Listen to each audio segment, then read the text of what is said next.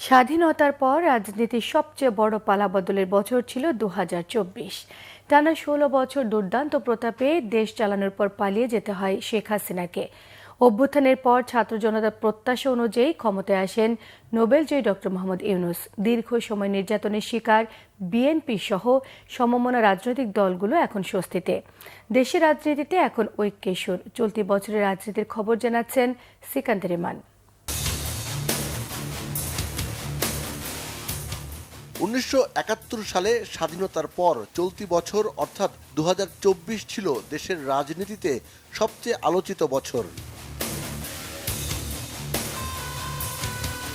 ছাত্র জনতার অভ্যুত্থানের মধ্য দিয়ে দেশের ইতিহাসের সবচেয়ে দীর্ঘমেয়াদী স্বৈর শাসকের পতন হয়েছে এবছরই। ২০২৪ সাল জুলুম, অত্যাচার, নির্যাতন থেকে মুক্তির বছর বিএনপির। ফ্যাসিবাদকে বিদায় জানিয়ে রাজনৈতিকভাবে ঘুরে দাঁড়ানোর বছর বলছে দলটি। ছাত্র জনতার গণ আন্দোলনের মুখে ৫ আগস্ট স্বৈরাচার আওয়ামী লীগ সরকারের পতন হয়। দলীয় নেতাকর্মীদের রেখে স্বৈরাচার তকমা পাওয়া সাবেক প্রধানমন্ত্রী শেখ হাসিনা পালিয়ে যান ভারতে। এতে রাতারাতি পাল্টে যায় পরিস্থিতি। ৬ আগস্ট রাষ্ট্রপতির আদেশে মুক্তি পান বিএনপি চেয়ারপারসন বেগম খালেদা জিয়া। একই সঙ্গে কারাগার থেকে মুক্তি পান দলটির কয়েক হাজার নেতাকর্মী। প্রায় ৭ বছর পর গত ৭ আগস্ট বিএনপির জনসভায় খালেদা জিয়ার ভিডিও রেকর্ডিং বক্তব্য প্রচার করা হয়। আধুনিক বাংলাদেশ নির্মাণে আসুন আমরা তরুণদের হাত শক্তিশালী করি। আর এক যুগ পর গত ২১ নভেম্বর সেনাকুঞ্জে সশস্ত্র বাহিনী দিবসে যোগ দেন তিনি। সেদিন বেগম জিয়ার হাস্যোজ্জ্বল মুখী বলে দেয় দেশের রাজনীতির পরিবর্তন। পট পরিবর্তনের পরপরই গণমাধ্যমগুলো তারেক রহমানের বক্তব্য ও ভিডিও প্রচার শুরু করে। ফলে প্রায় ১০ বছর পর গণমাধ্যমে ফিরে আসেন বিএনপির ভারপ্রাপ্ত চেয়ারম্যান।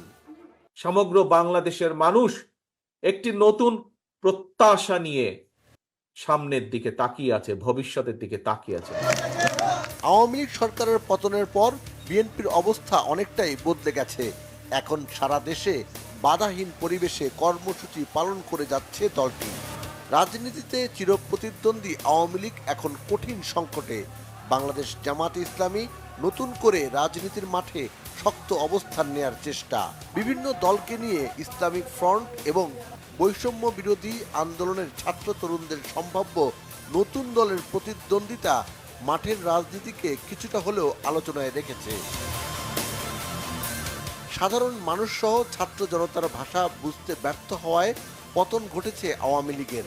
দলটির শীর্ষ নেতারা অনেকে দেশ ছেড়ে পালিয়েছেন, কেউ কেউ দেশ ছাড়ার চেষ্টার সময় গ্রেফতার হয়েছেন। হেভিওয়েট অনেক নেতার বিচার হচ্ছে আদালতে, আত্মগোপনে বেশিরভাগ নেতা। গণহত্যার দায়ে বিচারের মুখোমুখি আওয়ামী লীগ। বছরের সবচেয়ে আলোচিত বিষয় রাজনৈতিক ঐক্য। ভারতের ধারাবাহিক অপপ্রচারের বিরুদ্ধে ডক্টর মোহাম্মদ ইউনূসের নেতৃত্বে দলমত নির্বিশেষে বিশ্ববাসীর কাছে দেয়া হয়েছে নতুন ঐক্যবদ্ধ বাংলাদেশের বার্তা। সিকান্দার রহমান, বাংলাভিশন, ঢাকা।